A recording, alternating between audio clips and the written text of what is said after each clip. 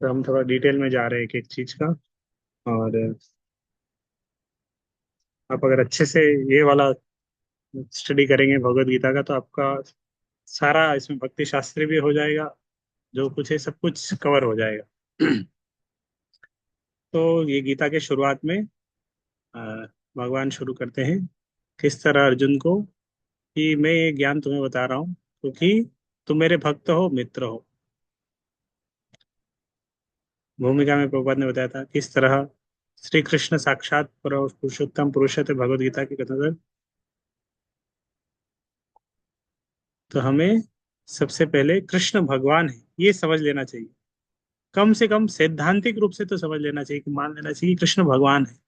फिर गीता पढ़ेंगे तो समझ में आएगा भगवत गीता का ज्ञान। एक श्लोक है। आज सुबह भी, आज सुबह या दोपहर में हम पढ़ रहे थे गीता या चेतन चरितामृत, उसमें ये श्लोक आया था। ईश्वर परमः कृष्ण सच्चिदानंद विग्रह अनादिर आदिर गोविंद सर्व कारण कारणम। तो ये श्लोक सबको याद करेंगे तो अच्छा है। चैतन्य चरितामृत में आया था। तो इस श्लोक को याद कर सकते हैं।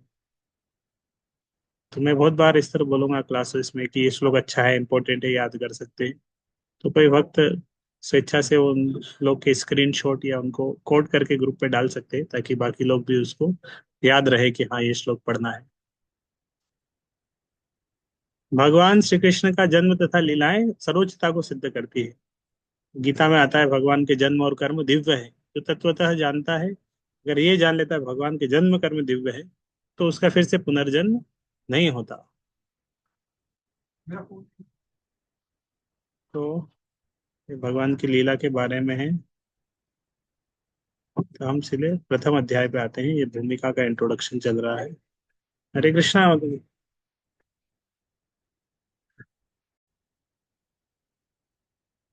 ये गीता सार का सारांश है। हम अध्याय एक का सारांश यहाँ पे शुरू करते हैं। हाँ हाँ, सब ठीक है।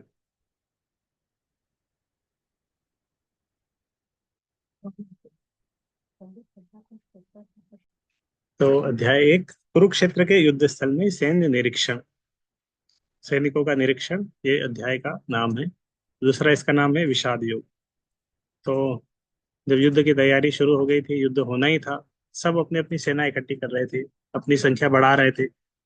और सभी पांडव परम भगवान श्री कृष्ण के शुद्ध भक्त थे और केवल उनकी प्रसन्नता के लिए कार्य करते थे। भगवान श्री कृष्ण ने अर्जुन और दुर्योधन दोनों को स्वयं को बिना हथियार के साथ या अपनी नारायण सेना को। तो भगवान दोनों जब गए थे, कृष्ण अर्जुन भगवान के चरणों में बैठे थे। दुर्योधन भी गया, वो सिर के पास बैठ गया। दोनों एक ही ऑफर कृष्ण से मदद के लिए कि हमारी तरफ से युद्ध करे। तो भगवान ने बोला ठीक है, एक तरफ मैं हूँ, एक तरफ मेरी सेना है, लेकिन मैं युद्ध नहीं करूंगा। तो दुर्योधन को अगर पहला, वैसे तो अर्जुन के पास पहला ऑफर गया, दुर्योधन के पास भी अगर जाता तो वो क्या करता, वो पहले सेना को ही सिलेक्ट करता। तो वो बहुत खुश हो गया। दुर्योधन को जब ऑफर आया कि सेना मिल जाएगी तो बहुत खुश हो गया। क्योंकि कृष्ण को की वैल्यू दुर्योधन नहीं समझता था। तो दुर्योधन सोचता था कि श्री कृष्ण युद्ध नहीं करेंगे तो क्या करेंगे हमारी तरफ, तो ये वैल्यू नहीं, कोई मतलब नहीं है। युद्ध करेंगे तो ही फायदा है।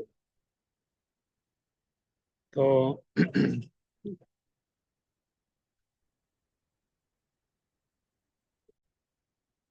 भगवत गीता यथारूप, हाँ ठीक है, यस सर। भगवत गीता यथारूप, पहले 6 अध्याय, अंतिम 6 अध्याय, मध्य 6 अध्याय, तो 6 6 अध्याय हैं। इस तरह प्रभुपाद उदाहरण देते हैं कि एक लॉकेट रहता है, वो बीच में रहता है। लॉकेट के दोनों तरफ वो रहता है, बीच में मणि रहती है। तो इस तरह भगवत गीता के पहले 6 अध्याय और नीचे के पहले और आखिरी के 6 अध्याय तो एक तरह से आवरण है। उसका जो मेन कंटेंट है बीच के 6 अध्याय में। बीच के 6 अध्याय में रत्न है भगवत गीता का। भगवत गीता का रत्न है उसके बीच के 6 अध्याय में। उसको भक्ति योग बोलते हैं, 7वें अध्याय से 12 नंबर अध्याय तक। फिर ये गीता महात्म्य के श्लोक है। ये भी हमने पढ़े थे, एक दिन इसका भी सारांश लेंगे। अभी हम पहले अध्याय का सारांश आज चर्चा कर रहे हैं क्योंकि अभी हमने पढ़ा है। तो पहला अध्याय का पहला श्लोक था धृतराष्ट्र का संजय को उपदेश। धृतराष्ट्र का श्लोक था। धृतराष्ट्र ने प्रश्न पूछा था संजय से, क्या चल रहा है उधर। वो धृतराष्ट्र इच्छुक था क्या जान चल रहा था। साथ में उसको संशय भी था कि क्या होगा, ये धर्म क्षेत्र में युद्ध हो रहा है। भय था उसके हृदय में, अरे धर्म क्षेत्र में है, धर्म मेरे बेटे तो धर्म के क्षेत्र में है नहीं, ये सब तो अधर्म ही है, और युद्ध हो रहा है धर्म क्षेत्र में, तो इसलिए किसके ज्यादा प्रभाव होगा, पांडवों को। फिर भी उसको आशा थी कि नहीं नहीं, मेरे पुत्र जीतना चाहिए, वो राजा बनना चाहिए, इस तरह। तो इसका दूसरा लेसन से हम इससे सोच सकते हैं कि ईश्वर की उपस्थिति व्यक्ति की राजनीतिक, कूटनीति तथा भौतिक विशेषता से लाख गुना श्रेष्ठ है। भगवान हमारे साथ में है। बाहर के लोग हो सकता है, देखो दुर्योधन बहुत कूटनीति करता था, भौतिक विशेषज्ञ था, उसके पास शक्ति भी बहुत ज्यादा थी, और पांडव सीधे साधे थे, भगवान उनके पास थे इसलिए वो जीते। इस तरह बाहर के लोग भी बहुत सारे कूटनीति, भौतिक, बहुत सारे दुर्गुण उनके अंदर रहते हैं, लेकिन भक्त नहीं रहते हैं। तो भगवान जिनके साथ है उनकी विजय होगी। दुर्योधन के भय तथा कूटनीति, तो उसके बाद दूसरा सेक्शन हमने दूसरे अध्याय से 11 नंबर अध्याय तक भगवत गीता का पढ़ा था। दूसरे अध्याय से हमने पढ़ा था ना, किस तरह दुर्योधन द्रोणाचार्य के पास जाता है और वो बोलने लगता है, देखो कितनी बड़ी सेना है, आपका शिष्य धृत, द्रुपद का पुत्र, धृष्टद्युम्न का नाम ले, बोले द्रुपद का पुत्र है, आपका शिष्य है, उसने ये सब तैयार किया है, उसके द्वारा रचित है। और सब सारे योद्धाओं को इंगित करता है कि पांडवों की तरफ से कौन कौन युद्ध करने आए हैं, सबका नाम लेता है, पश्यताम पांडुपुत्राणाम युधामन्युश्च विक्रमांत उत्तमौजाश्च, सबके नाम लेता है। फिर अपनी तरफ भी जो लड़ने आए सबके नाम लेता है, और उनमें सोचता है कि सबसे महान महान कौन है, भीम और अर्जुन उनकी तरफ महान है, भीम और अर्जुन उनकी तरफ बहुत महान है, महारथी है। और उसकी तरफ, अपने तरफ भी जो जो लोग हैं उनका भी नाम लेता है। तो दुर्योधन इस तरह प्रतिक्रिया क्यों दे रहा था, क्यों द्रोणाचार्य के पास जाके कर रहा था, कि वो भयभीत था दुर्योधन से, भीम से भी भयभीत था, पांडव की सेना को देख के वो डरा, इतनी सारी सेना, इतनी बड़ी सेना कर ली, और द्रोणाचार्य की ओर इशारा कर रहा है, द्रोणाचार्य को क्रोध दिलाना चाहता है पांडवों की तरफ, इसीलिए वो इस तरह कूटनीति के साथ बात कर रहा है। वो सारे सबका नाम लेता है, धृष्टकेतु, चेकितान, काशीराज। तो सबके डिटेल भी है। धृष्टकेतु कौन था, शिशुपाल का पुत्र था धृष्टकेतु, पांडव की सेना से रहता। और चेकितान, आ, वो भी था उधर ही, एक कृष्ण वंश, विष्णु वंश का एक राजा था। काशीराज, पुरोजित, सब अलग अलग राजा थे। और फिर अपनी तरफ जो बड़े बड़े, उनका नाम भी लेता है दुर्योधन, कि हमारी तरफ भीष्म है, कर्ण है, द्रोण, सबसे पहले द्रोणाचार्य का नाम ले, बोला आप है हमारी तरफ, उसके बाद भीष्म पितामह को, बाकी सबका नाम लेता है। तो बोल रहा है मेरी सेना में आप ही, द्रोणाचार्य का सबसे पहले नाम लेता है, कूटनीतिज्ञ है वो। भीष्म, कर्ण, कृपाचार्य, अश्वत्थामा, विकर्ण, सोमदत्त, और इस तरह।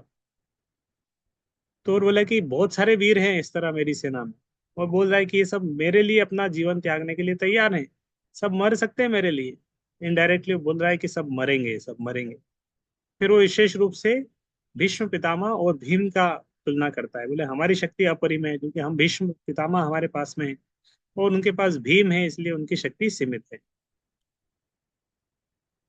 फिर 12 नंबर से 19 नंबर सेक्शन हमने पढ़ा था, इसमें क्या पता चल रहा था कि विजय के संकेत, पांडवों की विजय के संकेत, जहां कृष्ण है वहां विजय होनी होती है। तो शंखनाद शुरू होते हैं। दुर्योधन को हर्ष खुश करने के लिए भीष्म पितामह सबसे पहले शंख बजाते हैं, क्योंकि भीष्म पितामह देख रहे हैं कि ये द्रोणाचार्य के पास जाके बहुत बोल रहा है। फिर भीष्म बताया कि अब तो मेरे बारे में भी बोल रहा है, भीष्म पितामह के बारे में पहले बोल रहा है कि भीष्म पितामह के द्वारा हम सुरक्षित है, फिर बोलता है सबको कि भीष्मदेव को सहायता दो। तो भीष्मदेव शंख बजा दिए, तो दुर्योधन खुश हो गया शंख बजा। तो बाकी सबके शंखों के नाम थे, कृष्ण के शंख और अर्जुन के शंख का नाम जिनको याद है वो चैट बॉक्स में डाल सकते हैं, और युधिष्ठिर के शंख का नाम वो भी बता सकते हैं। तो सबके शंखों के नाम थे। और जब पांडवों ने अपने शंख बजाए थे, तो आ, पूरा आकाश, पृथ्वी, हर जगह शब्द हो रहा था शंख का, और बहुत सारे बिगुल वगुल सब कुछ बजने लगे थे, बैकग्राउंड साउंड म्यूजिक भी बजने लगा था, अच्छा लग रहा था, हर जगह शंख बज रहा है। जिस तरह कोई बड़ा, जिस तरह वृंदावन जैसी जगह है, हर जगह मंदिर है, घर घर मंदिर है। तो क्या होगा, सुबह सुबह में बहुत सारे शंख बजेंगे ना, तो गांव में एक ही मंदिर है तो एक शंख बजेगा, लेकिन बहुत सारे मंदिर है आसपास, तो सुबह सुबह 4:30 बजे अगर सब सब मंदिर में इस टाइम पे आरती होगी, तो एक साथ बहुत सारे शंख बजने लगेंगे, सारे मंदिरों की आरती होने लगेगी, तो ध्वनि कोलाहलपूर्ण बन जाएगी। इस तरह युद्ध क्षेत्र में उस तरह ध्वनि बन गई थी। और धृतराष्ट्र के पुत्रों के हृदय विदीर्ण होने लगे, डर लगने लगा, इतना शब्द इतना उत्साह के साथ शंख बजा रहे हैं। फिर दूसरा सेक्शन आ रहा था। सबके शंखों के नाम आ गए, अब पढ़ सकते हैं। तो फिर उससे हनुमान से अंकित ध्वजा रगे रथ पर आसीन पांडुपुत्र अर्जुन अपना धनुष। अब तीन, हमारा कैमरा से अगर हम देखें ना, तो पहला कैमरा किसके ऊपर था? धृतराष्ट्र और संजय के ऊपर पहला सीन था। पहला नाटक रहता है ना, नाटक के अलग अलग सीन रहते हैं। तो पहला सीन नाटक है जिसमें धृतराष्ट्र और दुर्योधन है, धृतराष्ट्र और संजय है पहले सीन में। फिर पर्दा गिरता है, फिर दूसरा सीन आता है जिसमें द्रोणाचार्य और अ, दुर्योधन है। दुर्योधन द्रोणाचार्य का दूसरा सीन आता है, फिर पर्दा गिरता है। फिर तीसरा पर्दा शुरू होता है, थर्ड सीन आता है कृष्ण अर्जुन। कृष्ण अर्जुन और अर्जुन के रथ के घोड़ा का कलर, अगर किसी को पता है तो वो भी टाइप कर सकते हैं, अर्जुन के रथ के घोड़े का कलर। और कितने घोड़े थे,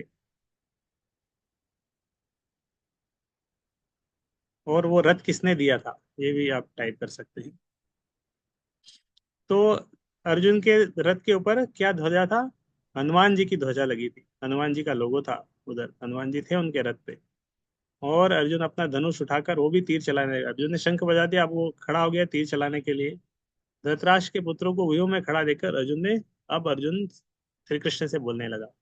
तो चार घोड़े थे, इंद्र जी ने दिया था, अग्निदेव ने दिया था रथ।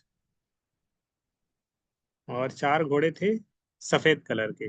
यस।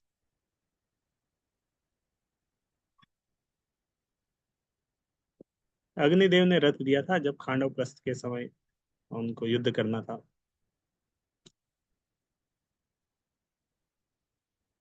तो अर्जुन बोलने लगा, अर्जुन जैसे महान पराक्रमी योद्धा और कृष्ण भक्तों ने क्यों धनुष त्याग कर लड़ने से मना कर दिया?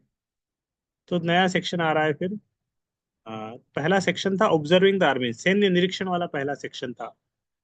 पहला जो सेक्शन है सैन्य निरीक्षण, अर्जुन द्वारा सैन्य निरीक्षण, 26 नंबर श्लोक तक चलता है। और दूसरा सेक्शन होगा 27 नंबर श्लोक से अर्जुन विषाद योग। तो 20 नंबर में अर्जुन बाण चलाने के लिए रेडी हो जाता है एकदम, धनुष बाण लेके उसमें आ जाता है, फॉर्म में आ जाता है। और 21, 22, 23 में अर्जुन ने बोलता है, भगवान को सबसे अच्युत कहकर अर्जुन बोलता है, अच्युत, माधव, ऋषिकेश, गोविंद, अलग अलग बहुत सारे नाम है भगवान के इस अध्याय में। तो अर्जुन बोलता है, दोनों सेनाओं के बीच में लेके चलिए रथ को, तो देखना चाहता हूँ, पास से जूम करके देखना चाहता हूँ कौन कौन आए। तो भगवान अर्जुन का नाम यहाँ पे गुड़ाकेश है। गुड़ाकेश शब्द का अर्थ भी आप डाल सकते हैं चैट बॉक्स में, किसी को पता है गुड़ाकेश मतलब क्या? तो गुड़ाकेश ने, अर्जुन का नाम गुड़ाकेश है, उसने भगवान के रथ को दोनों सेनाओं के बीच में लेके चला गया, लेके गए भगवान। और सभी संबंधियों को देखते थे, अर्जुन ने देखा सभी संबंधी है। और विशेष रूप से एक शब्द आया था, अच्युत शब्द का प्रभुपाद ने तात्पर्य में एक विशेष शब्द बताया था, अच्युत शब्द क्या अर्थ है? तो गुड़ाकेश शब्द का अर्थ है निद्रा को जीत लिया जिसने, जो निद्रा को जीत लिया है वो, उसका नाम है गुड़ाकेश। और निद्रा मतलब होता है इग्नोरेंस, मतलब अज्ञान। तो जिसने अज्ञान को जीत लिया है वो है अर्जुन। तो अर्जुन ने अज्ञान को जीत लिया था क्योंकि कृष्ण उनके साथ में थे, कृष्ण के साथ के द्वारा भगवत गीता वो सुन रहा था, भगवत गीता का प्रेजेंस था उसके बाद। तो अच्युत शब्द का अर्थ भी एक विशेष अर्थ दिया था अच्युत शब्द का। तो एक शब्द तो है जो अपने पद से कभी चुके नहीं, लेकिन दूसरा अर्थ भी प्रभुपाद ने दिया। तात्पर्य पढ़ेंगे, उसमें आता है एक दूसरा अर्थ, तो बोलते हैं अच्युत शब्द का अर्थ है। अच्छा, वो आ गया। अच्युत का अर्थ है अचूक, जिसलिए संबोधित किया गया, अचूक जो कभी तोड़े। तो प्रभु अपने भक्तों के प्रति स्नेह में कभी असफल नहीं होते। तो भगवान अपने भक्तों के प्रति प्रेम दिखाने में, उनके ऊपर कृपा करने में, करुणा करने में भगवान कभी चूकते नहीं है। इसीलिए भी भगवान का नाम अच्युत है। सारथी के रूप में श्री कृष्ण अर्जुन के आदेश का पालन करने में कभी संकोच नहीं करते, फिर भी उनकी सर्वोच्च स्थिति अप्राप्य है। ये प्रभुपाद के तात्पर्य से लिया गया है। तो एक मास्टर और सेवक, प्रभु और सेवक के बीच का संबंध मधुर होता है, आध्यात्मिक संबंध मधुर होता है। भौतिक जगत का संबंध बहुत वो होता है, सेवक हमेशा सेवा से बचना चाहता है, और मालिक क्या है, से ज्यादा सेवा कराना चाहता है। भौतिक जगत का ये मालिक सेवक का स्थिति रहता है। मालिक क्या करेगा, कम सैलरी दे, ज्यादा काम कराए। और सेवक का क्या है, सैलरी भी मिले ज्यादा से ज्यादा, काम बिल्कुल ना हो। तो ये दोनों एक दूसरे का शोषण करना चाहता है भौतिक जगत में। प्रभु और सेवक भौतिक जगत में एक दूसरे का शोषण करना चाहते हैं। आध्यात्मिक जगत में प्रभु और सेवक दोनों एक दूसरे की सेवा करना चाहते हैं। बोलने में वो प्रभु है, लेकिन वो प्रभु भी सेवक की सेवा करना चाहते हैं। ये आध्यात्मिक संबंध है।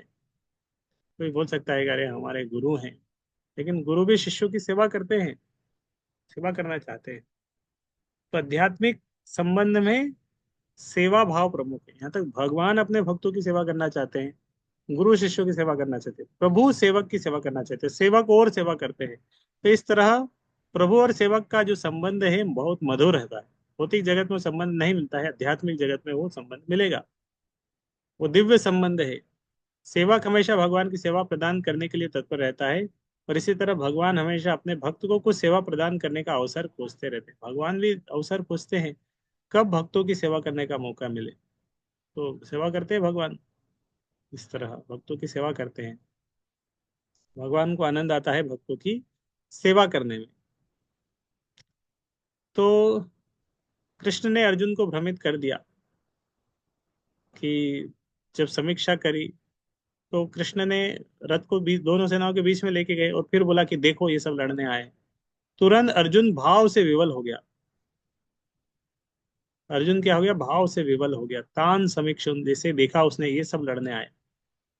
तो कौन कौन लड़ने आए थे? हाँ, अर्जुन फिर, अर्जुन के मन में चलने लगा युद्ध नहीं करने के कारण, क्यों युद्ध नहीं करना चाहता है अर्जुन, युद्ध क्यों नहीं करना चाहे। तो अलग अलग युद्ध नहीं करने के कारण अर्जुन के मन में आने लगते हैं। तो अर्जुन के शरीर में क्या होता है, उसका बॉडी बॉडी लैंग्वेज चेंज होता है, अंग कांपने लगते हैं, मुख सूखने लगता है, उसका सारा शरीर कहाँ कांप रहा होता है। अगर देख रहे होंगे स्क्रीन तो और पास में देख पाएंगे। एकदम जूम कर दिया मैंने। तो अर्जुन युद्ध क्यों नहीं करना चाहते थे, उसके 5 कारण थे। एक कारण था, उसके अंदर हृदय में करुणा आ गई थी, दया आ गई थी। अर्जुन के हृदय में दया आ गई थी, करुणा आ रही थी सबके प्रति। फिर अर्जुन को लग रहा था मैं भोग नहीं कर पाऊंगा। 31 नंबर श्लोक से 35 नगर में अर्जुन को क्या लग रहा था, क्या मिलेगा, भोग करके क्या मिलेगा, परिवार वाले नहीं रहेंगे, हम युद्ध करके क्या मिलेंगे। तो ये अर्जुन के प्रश्न है। और अर्जुन को लग रहा था हम विजय अगर जीत भी गए तो हम खुश नहीं होंगे, इस तरह अर्जुन को लग रहा था। ये प्रश्नों के उत्तर भी दिए सामने में, आप देख रहे होंगे प्रश्नों के उत्तर कहाँ है। प्रश्न इधर पूछे, दूसरे अध्याय में सारे प्रश्नों के उत्तर दे दिए भगवान ने। अर्जुन को लग रहा था पाप, पाप लगेगा। दूसरे अध्याय में भगवान बोले अरे तुम क्षत्रिय हो, तुम युद्ध नहीं करोगे तो तुम्हें पाप लगेगा। यहाँ अर्जुन लग रहा था अगर मैं युद्ध करूंगा, ये सबको मारूंगा, ये सब वरिष्ठ है, मुझे पाप लगेगा। तो भगवान ने उसका वो कर दिया कि तुम क्षत्रिय हो, शुभ अपने कर्म से पीछे हटोगे तो भी तुम्हें पाप लगेगा। तो सारे प्रश्नों के उत्तर भी दूसरे अध्याय में मिल रहा है। पारिवारिक, अर्जुन ने बोला था हमारी पारिवारिक वंशावली का नाश हो जाएगा, तो उसके लिए भी 45 46 नंबर श्लोक में बताया भगवान ने। दूसरे अध्याय के उन सबका आंसर दिया, सारे प्रश्नों के उत्तर। फिर at the end Arjun confusion में था, समझ में नहीं आ रहा तो उसको क्या करना चाहिए। तो 5 रीजन थे अर्जुन के युद्ध नहीं करने के, 5 कारण। एक होता है करुणा, दया। दूसरा है भोग। तीसरा है पाप। चौथा है वंश, वंश का विनाश। चौथा है कंफ्यूजन, असमंजस। ये 5 रीजन है थे अर्जुन के युद्ध नहीं करने के 5 कारण।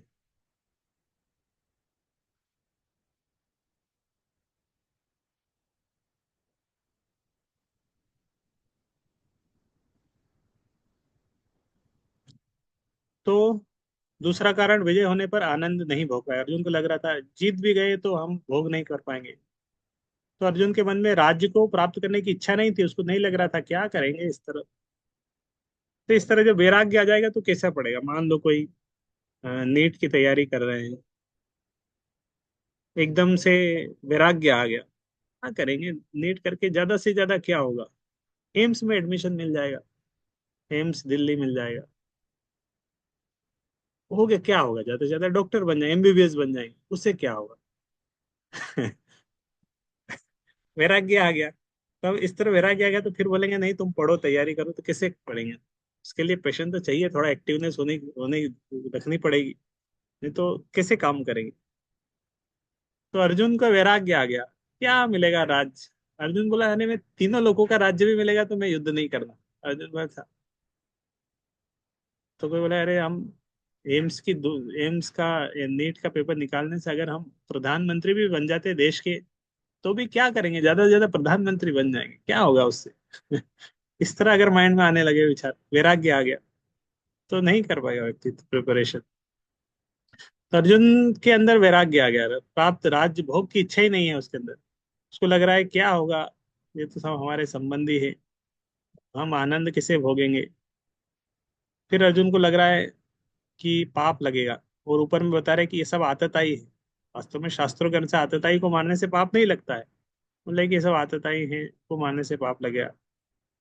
ये तो दोष नहीं देख सकते, हम तो देख सकते हैं, इनको इनको ज्ञान नहीं है, हमें तो ज्ञान है, हम क्यों वो करें, हम क्यों इस तरह युद्ध में पड़े।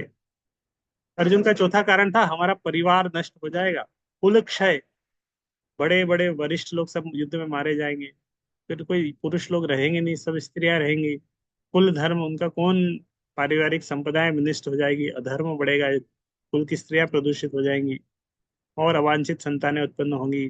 जो नरक में हमारे जो पूर्वज है सब नरक में चले जाएंगे, उनका कोई पिंडदान भी नहीं होगा। बहुत सोच रहा है अर्जुन, क्या होगा क्या होगा, कुल धर्म नष्ट हो जाएगा।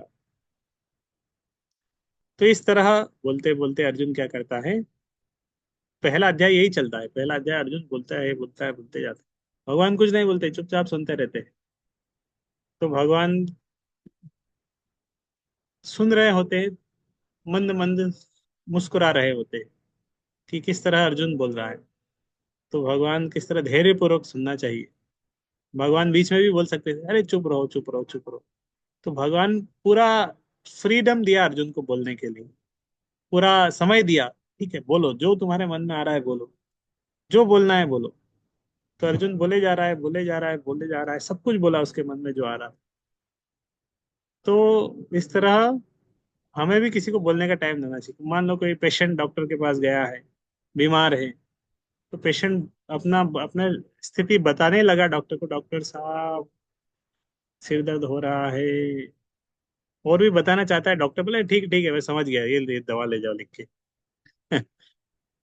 तो अगर पेशेंट एक्सप्रेस ही नहीं कर पाएगा अपने आप को डॉक्टर के सामने, या मान लो डॉक्टर पूछ रहा है पेशेंट से क्या हुआ, तो वो कुछ बोल ही नहीं पाएगा कि क्या हुआ है, बोले बीमार हूँ लेकिन क्या हुआ मुझे नहीं पता। तो डॉक्टर कैसे उसका ट्रीटमेंट करेगा, कैसे दवा देगा, कुछ बता ही नहीं कर रहा। तो पेशेंट को बताना पड़ेगा ना कि क्या प्रॉब्लम क्या है। तो अर्जुन ने बहुत एनालाइज किया अपने आप को, और इस तरह बोल रहा है, तो ये भी जरूरी है, इस तरह इंट्रोस्पेक्शन करना, समझना, एक्सप्रेस करना उसको। तो ये अगर नहीं कर पाएंगे तो सॉल्यूशन भी नहीं मिलेगा। तो अर्जुन ने बहुत अच्छे से अपने आप को एक्सप्रेस किया भगवान के सामने, क्या समस्या है उसके मन में, क्या चल रहा है। मन मन की बात अर्जुन ने बताई भगवान कृष्ण को। तो भगवान कृष्ण ने जब अर्जुन के मन की बात सुनी, तो संशय भी समझ में आ गए। तो उन संशय को कैसे विनाश करना है उसके लिए भगवान ने उस तरह उपदेश भी दिए। डॉक्टर अगर अच्छे से पेशेंट बताएगा क्या क्या बॉडी में सिम्टम है, तो डॉक्टर उसके श्रवण करने से समझ जाएगा कि क्या बीमारी है, क्या उसका सॉल्यूशन है, कौन सी बीमारी है, क्या सिम्टम आ रहे हैं, तुरंत वो उसका इलाज कर देगा।